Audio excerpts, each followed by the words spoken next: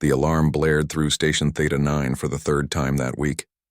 Red lights flashed in every corridor as security teams rushed toward the maximum containment wing. Inside Observation Room 7, a dozen alien scientists pressed against the reinforced glass, watching the chaos unfold below. The creature was destroying its cell again. 4 meters of pure muscle and rage, covered in black scales that seemed to swallow light itself. 6 limbs crashed against the walls, leaving deep gouges in metal designed to withstand starship collisions. Its roar shook the entire facility, a sound that made even the bravest guards step back. Tekrin, the station director, slammed his 3-fingered hand on the control panel. His scales had turned a deep purple, the Valorian equivalent of extreme frustration. "Increase the sedative gas," he ordered, his voice tight with anger. "Sir, we've already used twice the recommended dose this month," a junior technician replied nervously. "Any more could damage its internal organs." "Then what do you suggest?" "Let it break through and kill everyone on this level." Tekrin's 3 eyes blazed as he glared at the young alien. "That thing has injured 17 handlers and killed 4. 4 trained professionals. Dead because we tried to show mercy to a beast that knows nothing but violence." Below, the creature slammed its massive head against the containment door. The metal groaned but held. Barely. It had been 3 years since they captured Specimen 847 from the death world of Kravik Prime. 3 years of failed containment, destroyed equipment, and mounting casualties. The creature learned to break everything they built to hold it. "Termination is scheduled for next week," Tekrin muttered, more to himself than anyone else. "Should have done it years ago." The sedative finally took effect. The creature's movement slowed, then stopped. It collapsed onto the floor with a heavy thud that rattled the observation windows. The scientists breathed a collective sigh of relief. That was when Hyunwoo arrived for his first day. The human walked into the observation room carrying a data pad and wearing the standard gray uniform of the Terran Integration Program. He was young, probably mid-20s by human standards, with dark hair and an easy smile that seemed out of place in the tense atmosphere. He looked around at all the worried faces and expensive destroyed equipment with curious eyes. "Am I late?" he asked. The transport got delayed at the docking bay. Tekrin turned to face the newcomer, his irritation briefly shifting to exhaustion. "You're the human they sent? The one who's supposed to help with animal management?" "Corporal Hyunwoo, yes, sir." The human gave a small bow, a gesture from his Earth culture. "I worked with wildlife rehabilitation back home.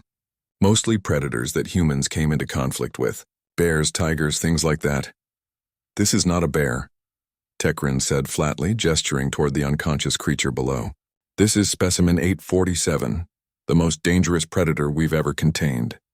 It cannot be trained, domesticated, or reasoned with. We've tried everything. It responds to all interaction with violence." Hyunwoo stepped closer to the window, studying the massive creature with professional interest rather than fear. The beast lay on its side, breathing slowly under sedation. Its scales caught the harsh facility lights, creating patterns like oil on water. 6 limbs sprawled across the torn-up floor, each ending in curved talons the length of human forearms. "It's magnificent," Hyunwoo said softly. "It's a killer," Tekrin corrected. "Come, I'll show you the rest of the facility. There are dozens of other specimens that actually respond to proper care." But Hyunwoo didn't move. His eyes had caught something the others missed in their fear and frustration. "Sir, why is there a hole in the corner?" Tekrin looked where the human pointed. In the far corner of the cell, the creature had dug out a depression in the floor, scraping through layers of metal plating until it reached the bare stone beneath. "Destruction. It's what the creature does." "That's not random destruction," Hyunwoo said, his voice taking on a thoughtful quality.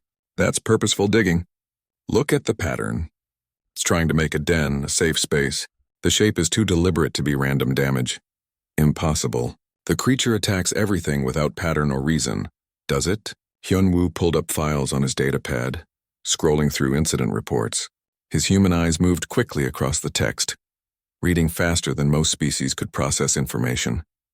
According to these reports, every attack happened during feeding time, or when guards entered for cleaning. Those aren't random. Those are defensive responses to perceived threats. Tekrin's scales rippled with doubt.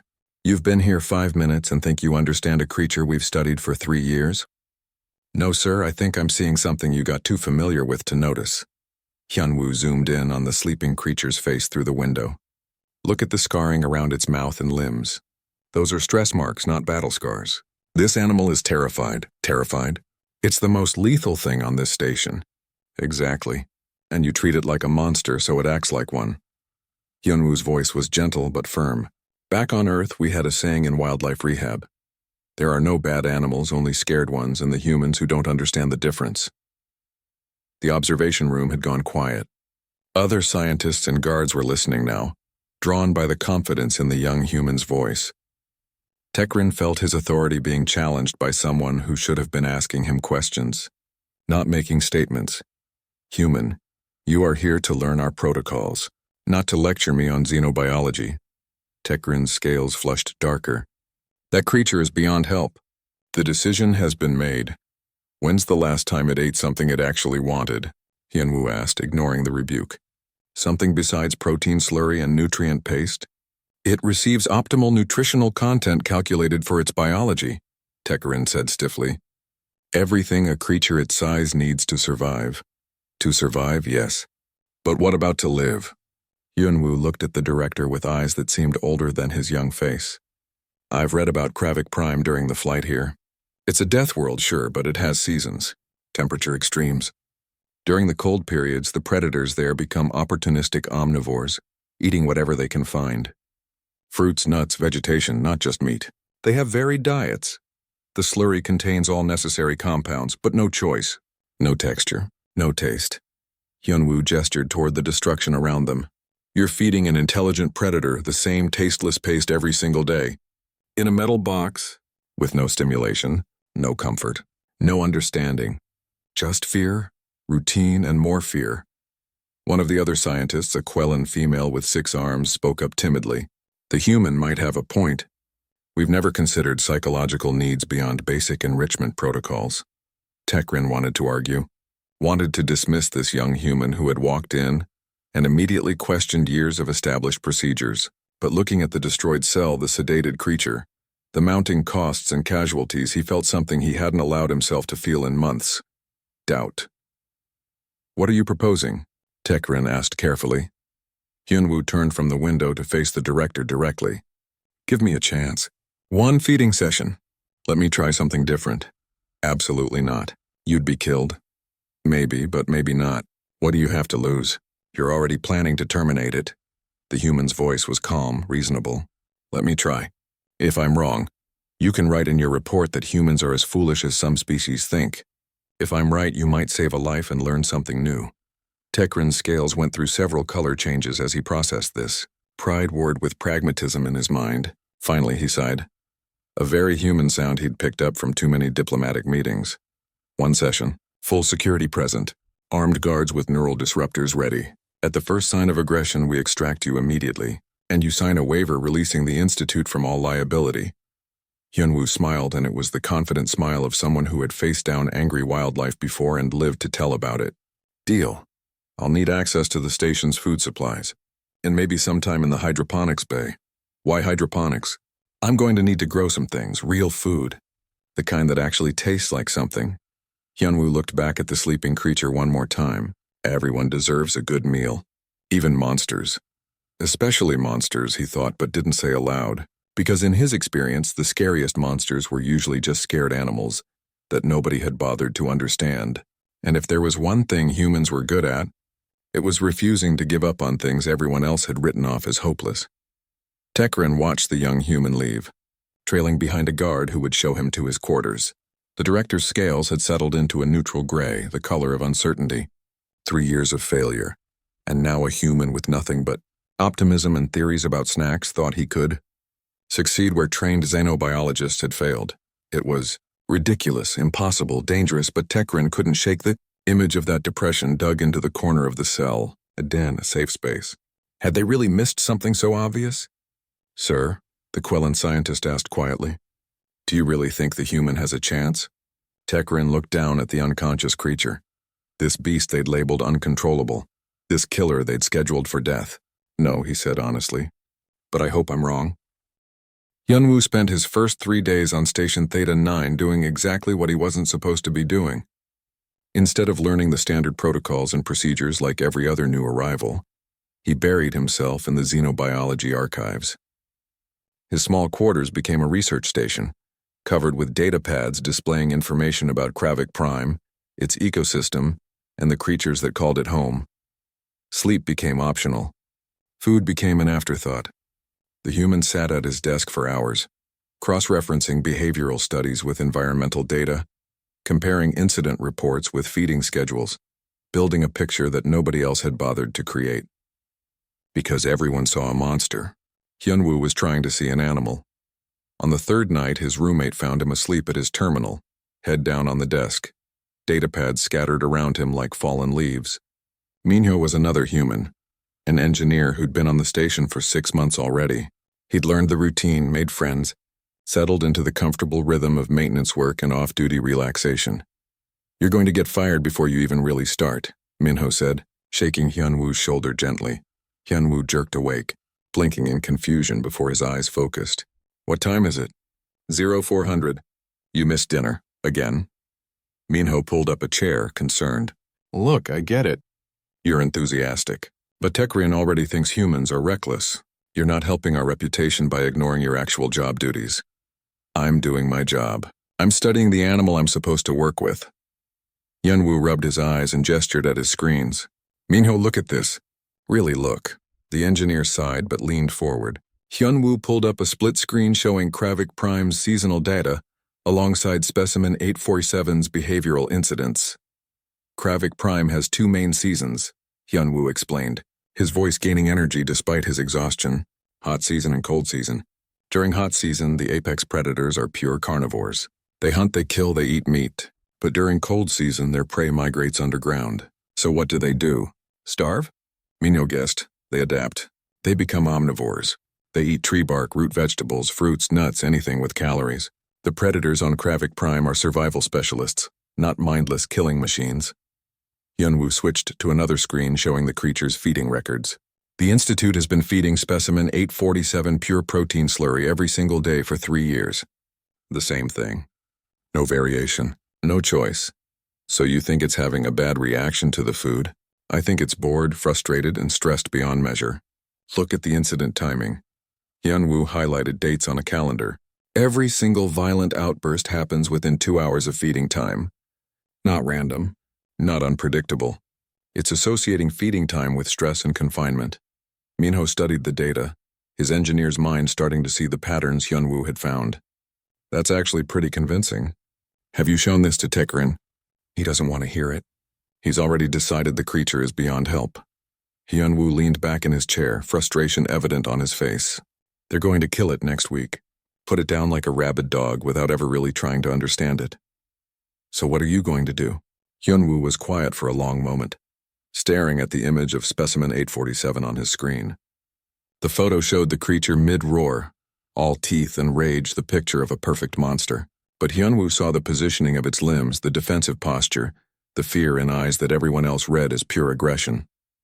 "I'm going to feed it," he said finally. "Real food, variety, choice. I'm going to show it that not everything in its life has to be painful and frightening. They'll never approve that." "I know. That's why I'm not asking." Hyunwoo stood up and started pacing, thinking out loud. "I need to put together a selection of foods. Different tastes, textures, smells. Things that might appeal to an omnivorous predator. Dried fruits, nuts, smoked meats, maybe some vegetables. With what budget? You're a junior handler. You barely have clearance to access the bathroom." Minho pointed out the obvious problem. "Where are you going to get specialty foods on a research station?" Hyunwoo stopped pacing and looked at his roommate with a slightly mischievous smile. "I'm going to use my meal rations. And trade favors. Humans are good at improvising, right?" "Oh no, I know that look. That's the look that gets people in trouble. Will you help me?" Minho wanted to say no. He wanted to be the responsible one, the voice of reason that prevented his foolish roommate from getting killed by an alien monster. But he'd seen the data. He'd seen the patterns. And more importantly, he'd seen the hope in Hyunwoo's eyes, the absolute conviction that this could work. "Fine," Minho groaned. "But when we both get fired and sent back to Earth in disgrace, I'm blaming you entirely." "Fair enough." Over the next 2 days, Hyunwoo became a master trader. He discovered that Station Theta 9, despite being a scientific facility, ran on the universal principle of favor exchange. Everyone wanted something and everyone had something to offer. The kitchen manager, a friendly Quellan named Rixta, had a son who loved human music. Hyunwoo traded his entire collection of classical Korean songs for access to the kitchen's dried fruit stores and permission to use the smoker for meat preparation. The hydroponics officer turned out to be another human, a cheerful woman named Jiwon, who'd been on the station for 2 years. She missed Earth terribly and jumped at the chance to help another human, especially one with such an ambitious goal. "You're either very brave or very stupid," Jiwon said as she showed Hyunwoo around the hydroponics bay. "I'm betting on stupid, but I admire the commitment." "Everyone keeps telling me I'm going to die," Hyunwoo said, examining the vegetable-growing beds. "You'd think that would discourage me. Would it?" "Not even a little bit," Hyunwoo grinned. "Can you grow me some root vegetables? Something crunchy, maybe a little sweet? I can do better than that. I've been experimenting with earth crops that can grow in station conditions. I've got carrots, radishes, and some really good sweet potatoes." Jiwon pulled out a container of fresh vegetables, their colors bright against the sterile station environment. "Take what you need. If this actually works, if you actually manage to calm that creature down, I want to be able to say I helped." "When it works," Hyunwoo corrected gently. "When," Jiwon agreed, though her tone suggested she didn't quite believe it. By the end of the week, Hyunwoo had assembled an impressive collection. Dried fruits preserved in honey, roasted nuts with various seasonings, strips of smoked meat from 3 different station-raised animals, fresh and roasted vegetables, even some treats that he'd made himself, mixing ingredients in ways that approximated the food diversity of Kravik Prime's cold season. Everything was packed in a simple plastic container in his quarters. Minho watched his roommate organize and reorganize the food selection, with the care of someone preparing for the most important meeting of their life. "You really think this is going to work?" Minho asked quietly. "I have to believe it will," Hyunwoo replied. "Because the alternative is giving up and I'm not good at that. What if it attacks you? What if all the scientists are right and it's just a mindless killer?" Hyunwoo was quiet for a moment, considering the question seriously. "Then I'll be wrong and you can have all my stuff." "But I don't think I'm wrong, Minho. I've worked with dangerous animals my whole life. Back on Earth, I rehabilitated tigers that had attacked humans, bears that had become aggressive, wolves that everyone said were too dangerous to save. And you know what I learned?" "What?" "Fear makes monsters. Trauma makes monsters. Pain makes monsters. But underneath all that, there's usually just a scared animal that wants to feel safe." Hyunwoo closed the container lid. "That creature down in containment isn't a monster. It's a prisoner who's been tortured by ignorance for 3 years. It deserves a chance." The next morning, Hyunwoo walked into Techrin's office carrying his container of food. The director looked up from his work with barely concealed annoyance. His scales were already shifting toward purple, a sign that his patience was thin. "I'm ready for my feeding session," Hyunwoo announced. "You're supposed to request those through proper channels," Techrin said. "Fill out forms. Get approval from the safety committee. The creature is scheduled for termination in 4 days. By the time the safety committee meets, it'll be dead." Hyunwoo set the container on Techrin's desk. "You said I could have one chance. I'm here to take it." Techrin looked at the container, then at the determined human standing before him. Something in Hyunwoo's eyes reminded the director of himself when he was younger, before years of bureaucracy and failure had worn down his optimism. "One session," Techrin said finally. "This afternoon.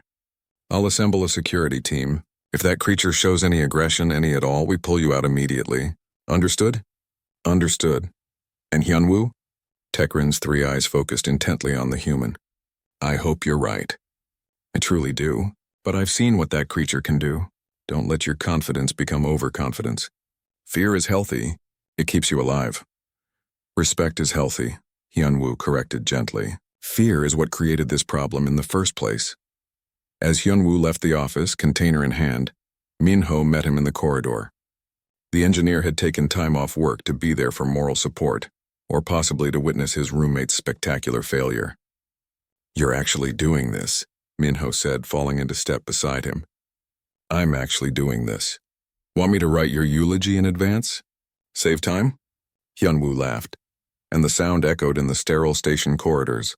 Make sure you mention that I had great hair. Had being the operative word.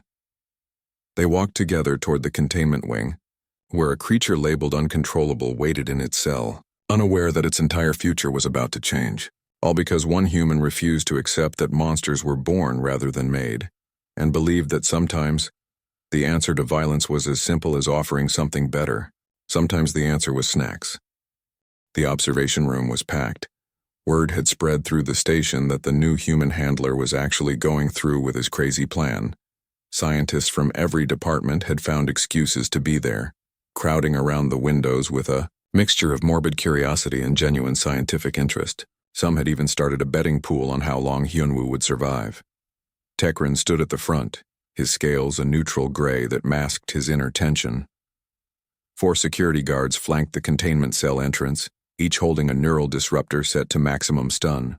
The station's chief medical officer waited nearby with an emergency medical kit, just in case. Everyone expected the worst. Hyunwoo stood in the prep area, looking surprisingly calm. He held his plastic container of food close to his chest, checking the contents one last time.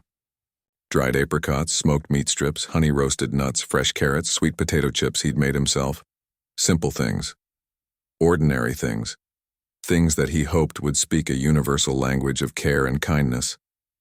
Minho approached, his face tight with worry. Last chance to back out, nobody would blame you.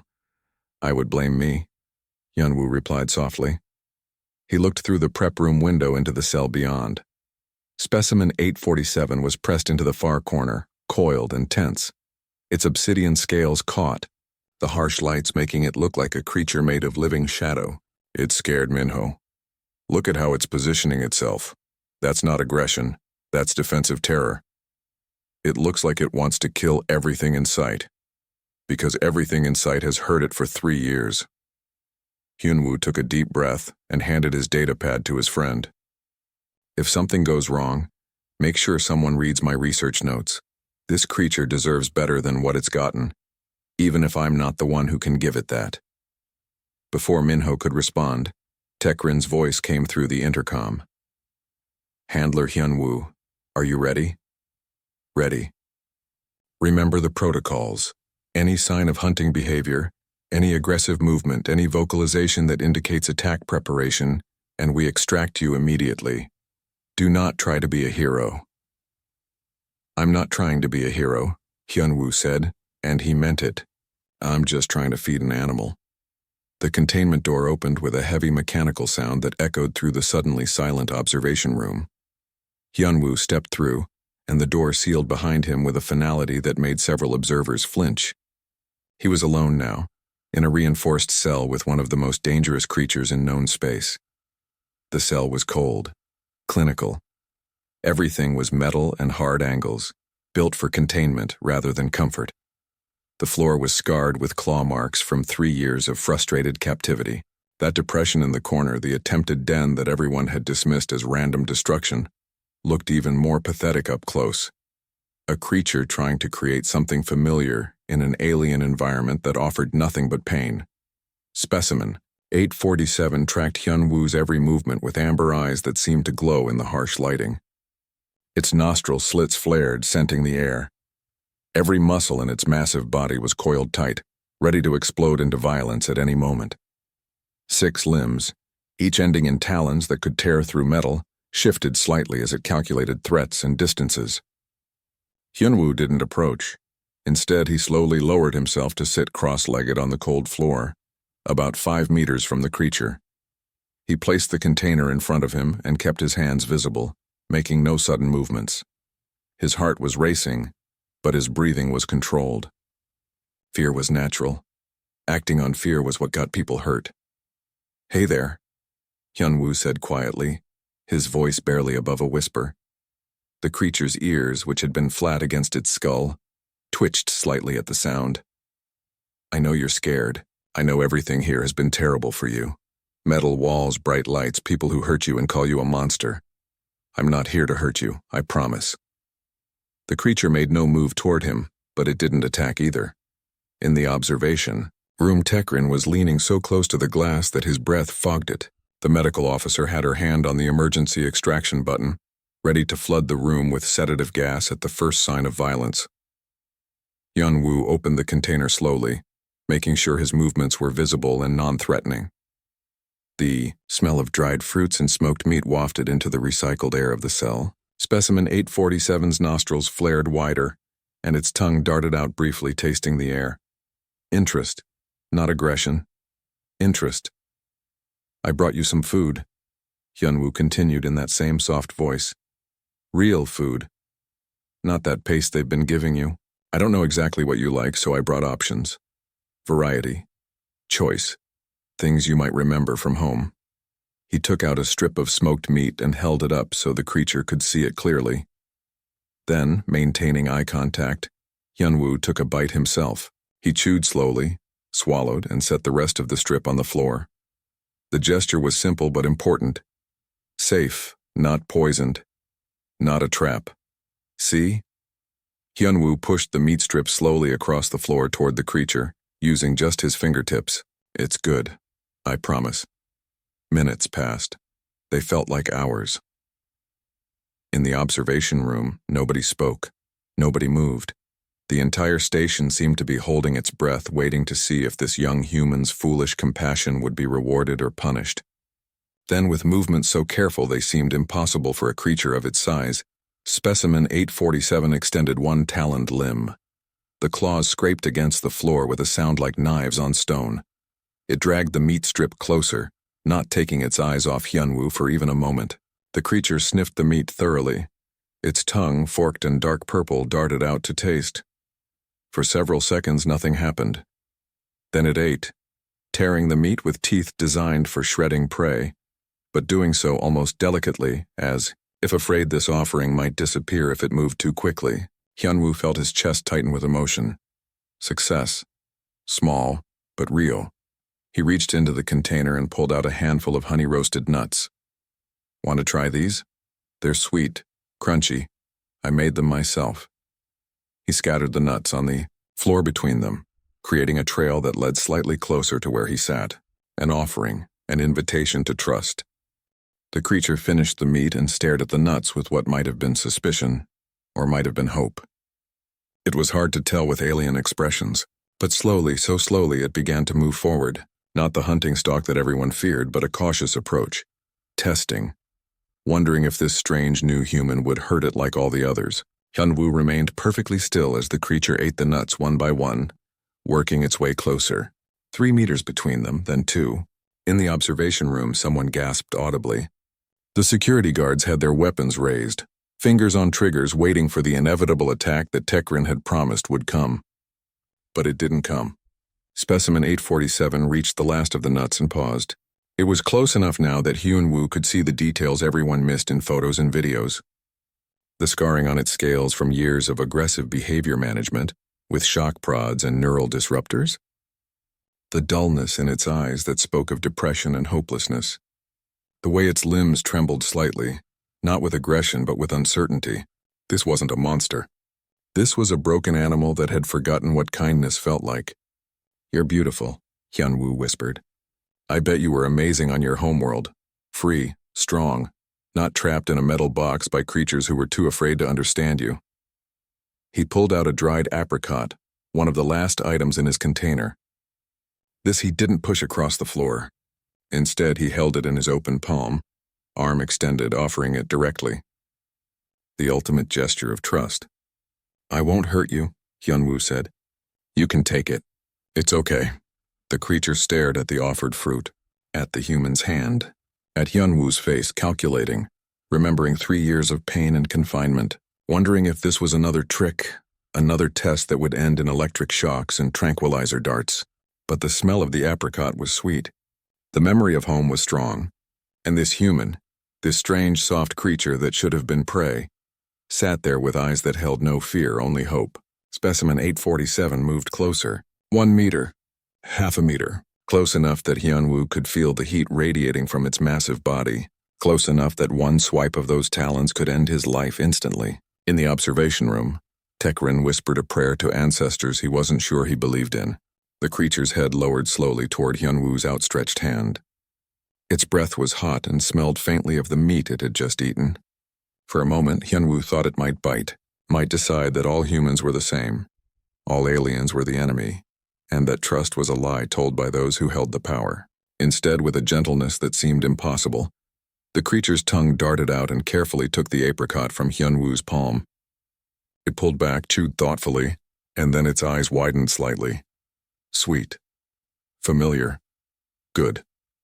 Hyunwoo smiled, and his eyes were wet with tears he didn't bother to hide. Good boy, he whispered. Or good girl. I actually don't know. But good. You're so good. He spent the next hour offering food piece by piece, talking quietly, letting the creature grow accustomed to his presence. By the end, Specimen 847 was lying down just a meter away, relaxed in a way the observation log said it had never been before. When Hyunwoo finally stood to leave, his legs stiff from sitting so long, the creature made a sound that no one in the observation room had ever heard. Not a roar, not a hiss, something between a chirp and a rumble, pitched in a way that sounded almost plaintive. Questioning. A sound that seemed to ask why he was leaving when things had finally stopped hurting. Hyunwoo looked back at the creature, at this being that everyone had given up on, and felt his heart break a little. I'll come back tomorrow, he promised. I'll bring more food. Better food? We're going to figure this out together, okay? You're not alone anymore. The containment door opened and Hyunwoo walked through. The moment he was clear, it sealed shut again. The observation room erupted in noise, everyone talking at once, some excited, some skeptical, all shocked by what they'd witnessed. Tekrin stood silently, his scales cycling through colors as his mind processed what his eyes had seen. Finally, he approached Hyunwoo, who was being checked over by the medical officer, despite having not a scratch on him.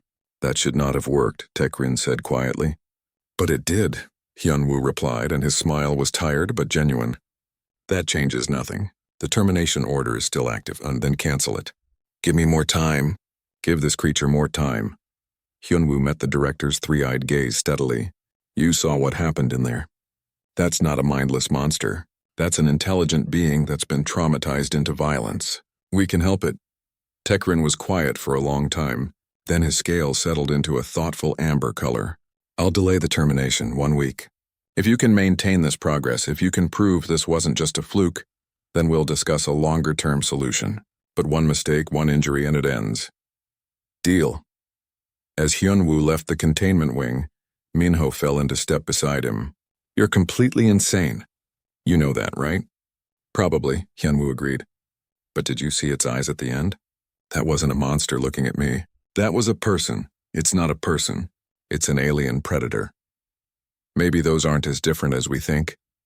Hyunwoo looked back toward the containment wing, where a creature everyone had given up on had just learned that not all strangers bring pain. Besides, everyone deserves someone who believes they can be better. Even monsters, especially monsters. 3 weeks had passed since that first feeding session, and Station Theta 9 had witnessed a transformation that nobody thought possible. The creature that had destroyed 3 reinforced cells and injured countless handlers now allowed Hyunwoo to enter its containment twice daily without incident. More than that, it seemed to look forward to his visits, responding to the sound of his voice with that strange, chirping rumble that the xenobiology team had started calling a greeting. Vocalization. The betting pool about Hyunwoo's survival had been quietly disbanded. Several scientists who'd lost money were now requesting permission to observe the feeding sessions for their own research. Specimen 847 had become the most studied creature on the station, though now the studies focused on rehabilitation rather than termination protocols. Hyunwoo sat in the cell as he did every morning, watching the creature eat sliced sweet potatoes with obvious enjoyment. He'd learned its preferences over the weeks. It loved sweet things, particularly fruits dried in honey. It tolerated vegetables if they were crunchy, rejected them if they were soft. It would do almost anything for the dried apricots that reminded it of something from its home world. Though Hyunwoo couldn't find any records of what that might be. More importantly, he'd learned to read its body language, the angle of its head when it was curious versus cautious, the way its scales shifted color slightly when it was content, darkening almost imperceptibly around the edges, the position of its limbs when it was relaxed versus when something had startled it. These were things that the observation logs had never recorded, because everyone had been too busy being afraid to actually watch. You're getting fat, Hyunwoo teased gently, scratching under the creature's chin where it liked to be touched. The rumbling purr that resulted made the floor vibrate. Jiwan says I'm spoiling you. Says you're eating better than the senior staff. The creature, which Hyunwoo had privately started calling Dubu after his childhood dog, bumped its massive head against his shoulder. Affection, trust. 3 weeks ago, this would have been impossible. 3 weeks ago, this creature was scheduled to die because nobody believed it could be anything other than a killer. The observation room door opened and Techrin entered, his scales a lighter purple than they'd been in months. The director had aged visibly since Hyunwoo's arrival, stress replaced by something that might have been cautious hope. He approached the window and watched human and creature interact with an expression that was hard to read even by Valorian standards. Minho was already there, as he was most mornings before his shift started. The engineer had gone from skeptical to amazed to becoming something like a proud friend. He'd even started helping Hyunwoo prepare the food, claiming it was easier than watching him burn vegetables in the kitchen. It let the medical team do a full examination yesterday. Techrin said quietly, no sedation required, just Hyunwoo in the room talking to it, keeping it calm. Do you know how significant that is? I was there, Minho replied. Watched the whole thing.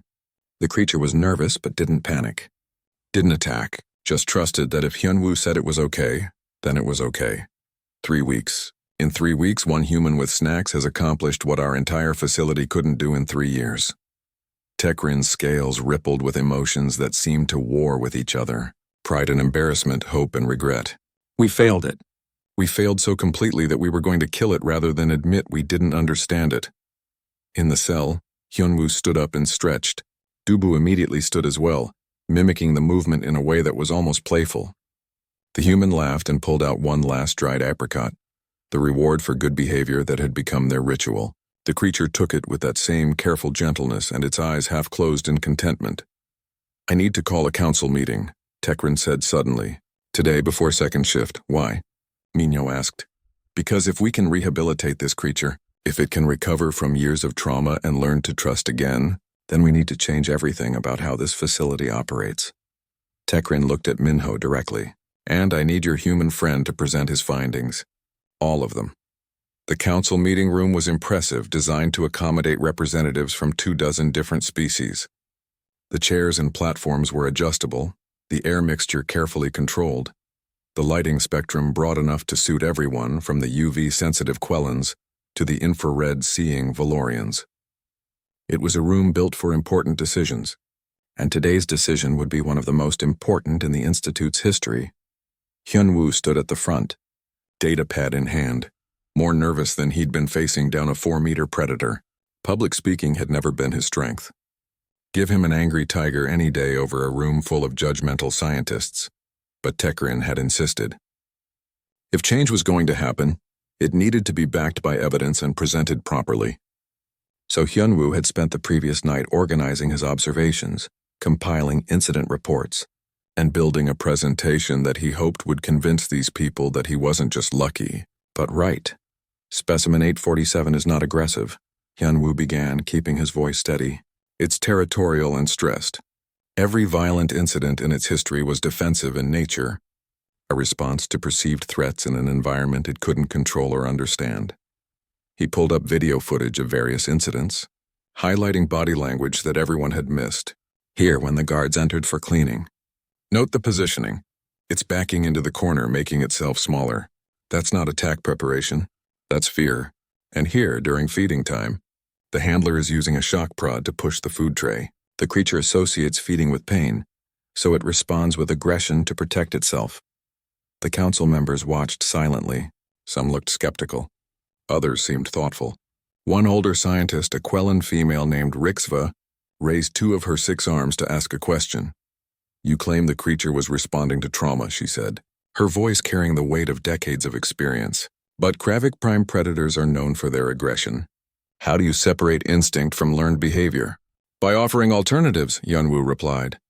In the wild, these predators are apex hunters, yes. But they're also survivors. They adapt to their environment. When I changed the environment by removing threats and offering choices, the creature's behavior changed immediately. That's not instinct. That's intelligence. He switched to footage from his own feeding sessions showing the progression from that first cautious interaction to this morning's relaxed companionship. This is the same creature that the reports call uncontrollable. The only difference is how it's being treated. Ji-won stood up from her seat in the back. I've been growing specialized food for Handler Hyunwoo's program. The creature shows clear preferences, makes choices, and communicates likes and dislikes. That level of cognitive function suggests we should be treating it more like a person than a specimen. A person? Another council member, a Valorian male with military bearing, looked horrified. It's a predator from a death world. You want us to give it rights? I want us to acknowledge that intelligence and emotional capacity aren't limited to species that look like us or think like us, Hyunwoo said firmly. Specimen 847 experiences fear, stress, contentment, and affection. It remembers past trauma and responds to kindness. Those are the markers of a thinking, feeling being, not a mindless animal. Tekrin stood up, his scales shifting to a color that indicated formal authority. The question before this council is not whether to recognize the creature's personhood, though that may come later. The question is whether we approve Handler Hyunwoo's proposal for long-term rehabilitation with the goal of eventual release. This caused immediate uproar. Release? Return a captured Death World predator to its home planet? The risks, the costs, the precedent it would set. Voices rose in a dozen different languages, translators struggling to keep up with the chaos. Hyunwoo waited for the noise to die down before speaking again. Specimen 847 was captured illegally by poachers and sold to the Institute under false documentation. It never should have been here in the first place. We owe it more than a metal cell and a quick death. We owe it the chance to go home. Even if it's possible, the military Valorian argued, the creature has been in captivity for 3 years. It may not remember how to survive in the wild. Then we teach it. We prepare it. We don't just throw it back and hope for the best. Hyunwoo pulled up his final presentation, a detailed proposal that he and Minho had worked on for days. Convert one of the empty biodomes into a Kravik Prime habitat simulation. Let Specimen 847 relearn the skills it needs. Monitor its progress. Take the time to do this right. Dubu? Rixiva asked, her tone suggesting curiosity rather than mockery. It's what I call it privately. Seemed wrong to keep using a number. Hyunwoo felt his cheeks warm with embarrassment. It means tofu in my language. Soft on the outside but can surprise you with what's inside. A few council members made sounds that might have been laughter, or might have been disapproval, but Rixiva was nodding thoughtfully, her scales showing a color that indicated she was seriously considering the proposal. This is unprecedented, she said carefully. The cost would be substantial. The time investment would be measured in years, not months. And if it fails, if the creature regresses or proves unable to adapt, we would have wasted resources that could help other specimens. But if it succeeds, Hyunwoo countered, we'll have proven that even the most damaged individuals can heal given proper care and time. We'll have developed protocols that could help dozens of other creatures currently labeled as hopeless, and we'll have done the right thing. The council debated for another hour. Arguments flew back and forth, some practical, some ethical, some purely political. Hyunwoo answered every question he could, admitted when he didn't know, and never wavered in his belief that this was possible. Finally, Tekrin called for a vote. The result was closer than Hyunwoo would have liked, but it was enough. The proposal passed. Specimen 847 would have its chance at rehabilitation and eventual freedom. There was one condition delivered by Tekrin with gravity. Handler Hyunwoo, you will be designated primary handler, responsible for the creature's care and behavior. Any incidents, any injuries to staff or damage to the facility caused by Specimen 847 will be your responsibility. Do you accept these terms? Hyunwoo didn't hesitate. I accept. As the council dispersed, Minho approached with a mix of pride and concern. You just bet your entire career on an alien predator. You know that, right? I'm betting on Dubu, Hyunwoo corrected. There's a difference. Ji-won joined them, already pulling up plans on her datapad. I'll start designing the biodome habitat tomorrow. We'll need to replicate the temperature fluctuations, the soil composition, even the day-night cycle of Kravik Prime. This is going to be amazing. Tekrin was the last to approach. His scales, now a color that Hyunwoo had learned, indicated respect. You've changed the station, human. Whether that changes for better or worse remains to be seen. It's better, Hyunwoo said with quiet confidence. Because we're choosing compassion over convenience. We're choosing to see individuals instead of categories. That's always better. The director nodded slowly. Perhaps. But remember, young human, that compassion without wisdom can be dangerous. Do not let your affection for that creature blind you to the risks. I won't. But I also won't let fear blind me to its potential. That night, Hyunwoo visited Dubu one last time before heading to sleep. The creature was already waiting by the door, having learned his schedule. The greeting rumble it made was louder than usual, almost excited. "Big news," Hyunwoo said, scratching behind the armored ridge on its skull. "You're getting a new home. A real one, with space to run and things to do and choices to make. It's going to take time to build, but it's coming. You're going to be okay." Dubu pressed against him, and the weight of the creature's trust was both humbling and terrifying. This being, this person, believed that Hyunwoo would keep his promises, believed that the world could be kind again, believed that home was possible. Hyunwoo just had to make sure he was right. 6 months had transformed more than just Specimen 847. The entire culture of Station Theta 9 had shifted in ways both subtle and profound. Where once the containment wings echoed with the sounds of distressed animals and aggressive management, now they hummed with the quieter sounds of patient care and genuine understanding. Hyunwoo's success had inspired other handlers to question their assumptions, to look past behavior and seek causes, to treat their charges as individuals rather than specimens. But nowhere was the transformation more evident than in Biodome 7. What had once been an empty shell, a failed agricultural experiment, was now a living replica of Kravik Prime's temperate zone. Jiwon had worked miracles with the soil composition, importing minerals and microorganisms that matched the Death World's unique chemistry. Climate control systems cycled through dramatic temperature swings, from scorching midday heat to near-freezing nights. Plants from a dozen worlds that shared similar biochemistry had been adapted and arranged to mimic the alien landscape. It wasn't perfect, but it was close enough to feel real.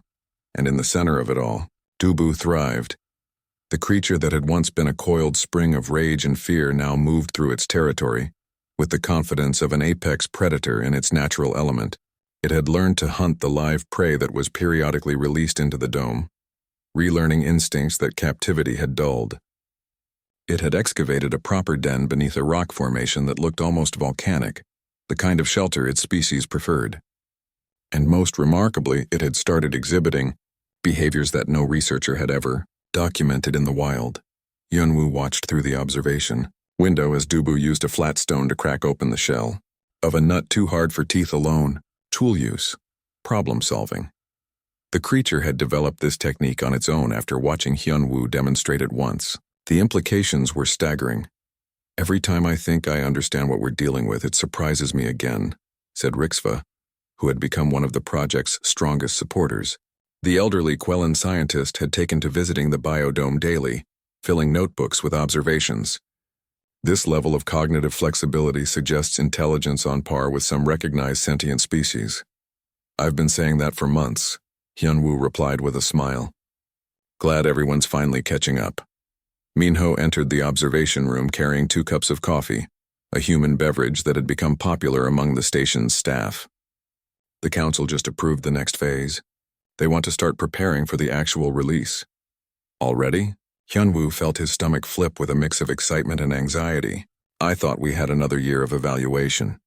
Dubu's progress has exceeded every metric. The psychological assessments show no signs of institutional dependency.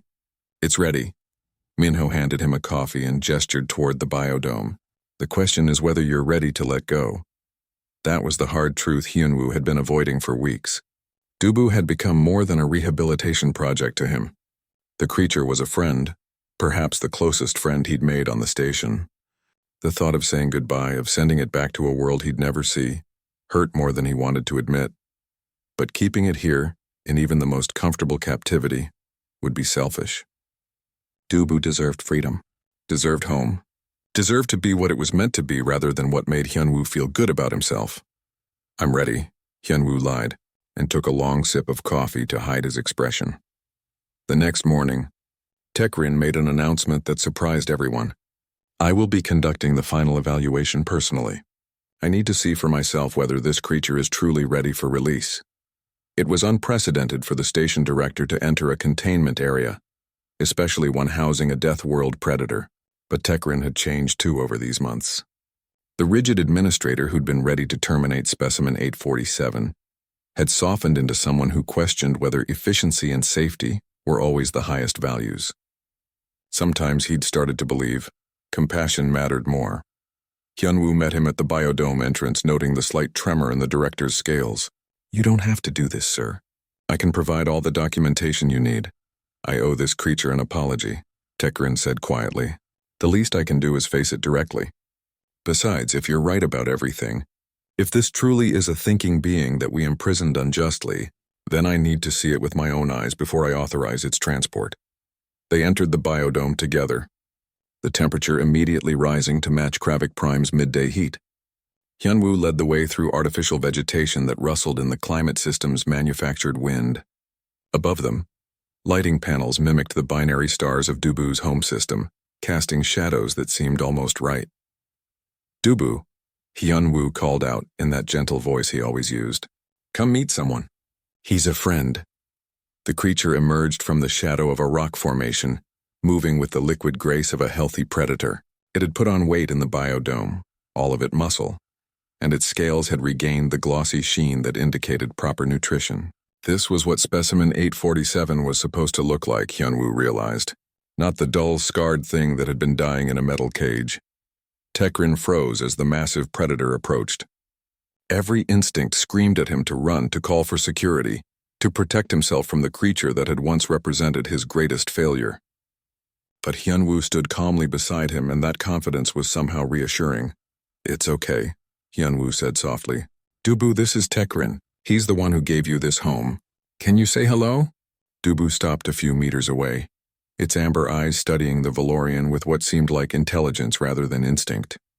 Then, deliberately, it lowered its massive head in a gesture that Hyunwoo had taught it meant peace, submission, trust. Tekrin's scales rippled through a dozen colors as emotions overwhelmed his usual control. "By the ancestors," he whispered. "It understands social cues across species. That's supposed to be impossible for non-sentient life." "Nothing about Dubu is typical," Hyunwoo replied. He pulled a dried apricot from his pocket, the ever-present reward that had become their language. "Want to feed it?" "I shouldn't, but you want to." Tekrin took the dried fruit with trembling fingers. Hyunwoo guided him through the proper technique. Palm flat, fingers together, let the creature come to you. Don't push, don't pull. Just offer. Dubu approached slowly, respecting the Valorian's obvious fear. Its nostrils flared, scenting both the fruit and the anxiety radiating from Tekrin. For a moment, the director thought it might attack, might finally prove that Hyunwoo's faith had been misplaced. Instead, with that same impossible gentleness, Dubu took the apricot from Tekrin's hand and ate it carefully. Then it did something that made the director's hearts nearly stop. It pressed its head against his chest in the same gesture of affection it showed Hyunwoo. Tekrin stood frozen, one hand hovering uncertainly over the creature's armored skull. Finally, tentatively, he lowered his hand and scratched where Hyunwoo had shown him. The rumbling purr that resulted vibrated through his entire body. "We almost killed it," Tekrin said, his voice breaking. "We labeled it uncontrollable and scheduled its termination, and all it needed was someone to treat it with basic kindness." "What does that say about us?" "It says you learned," Hyunwoo replied gently. "It says when presented with evidence that contradicted your assumptions, you changed. That's more than a lot of people do." They spent another hour in the biodome, with Tekrin observing as Hyunwoo put Dubu through various exercises and behavioral tests. The creature performed flawlessly, demonstrating problem-solving, impulse control, and social awareness that would shame some supposedly intelligent species. By the end, even the skeptical director had to admit the truth. "It's ready," Tekrin said as they exited the biodome. "I'll authorize the transport immediately. There's a supply ship heading toward the Kravik system next month. We can arrange for a protected reserve release." Hyunwoo nodded, not trusting himself to speak. "Next month. 4 weeks. 4 weeks until goodbye." The following weeks passed in a blur of preparations. Jiwon designed a transport container that would keep Dubu comfortable during the journey. Minyo worked with the ship's engineers to modify cargo bay temperature controls. Rixiva compiled all their research into a comprehensive report that would be submitted to the Galactic Council for Species Reclassification. If approved, Dubu's species would be recognized as sentient, protected under a dozen treaties and laws. But for Hyunwoo, the days were bittersweet. He spent every free moment in the biodome, memorizing the way Dubu moved, the sounds it made, the feeling of those armored scales under his hands. Teaching it things it wouldn't need but that he wanted to share anyway. Stories about Earth, about his childhood dog, about why he'd become a wildlife handler in the first place. My grandmother used to say that the measure of love is what you're willing to let go, he told Dubu one evening, watching the binary star simulation set beyond the artificial horizon. I didn't understand that until now. I love you enough to lose you. That's the hardest kind of love. Dubu's only response was that familiar rumbling purr, but somehow Hyunwoo thought it understood. The day of departure arrived with the cold efficiency of inevitability. The transport team had assembled in the biodome, ready to guide Dubu into its travel container. The ship's captain, a gruff Valorian named Kexitar, had initially been horrified to learn he'd be transporting a Death World predator. After meeting Dubu, he'd requested permission to have it in his quarters during the journey. Permission denied, but the sentiment showed how far perception had shifted. Hyunwoo walked Dubu to the transport container one last time, his throat tight with unshed tears. The creature seemed to sense something was different, its movements uncertain, its eyes seeking Hyunwoo's face repeatedly for reassurance. "You're going home," Hyunwoo said, his voice barely steady. "Back to real sun, real ground, real air. Everything I've shown you here, everything we've done together, it was preparing you for this. You're going to be magnificent out there." He pulled out one final dried apricot, the last of a batch he'd prepared specially. Dubu took it with the same care it always had, but instead of eating immediately, it held the fruit gently in its mouth and pressed against Hyunwoo one last time. The human wrapped his arms around the massive creature's neck, not caring that his face was wet, not caring that half the station was watching through cameras. "Thank you," he whispered. "Thank you for trusting me. Thank you for proving that kindness works. Thank you for being exactly who you are." When he finally stepped back, Dubu entered the transport container without resistance. It settled into the padded interior, ate its apricot, and watched Hyunwoo with eyes that seemed to hold understanding. Then the door sealed, and the creature that had been labeled uncontrollable began its journey home. 1 month later, Hyunwoo received a transmission from Kravik Prime. The release had been successful. Dubu had emerged from the transport container, surveyed its surroundings, and disappeared into the wilderness within minutes.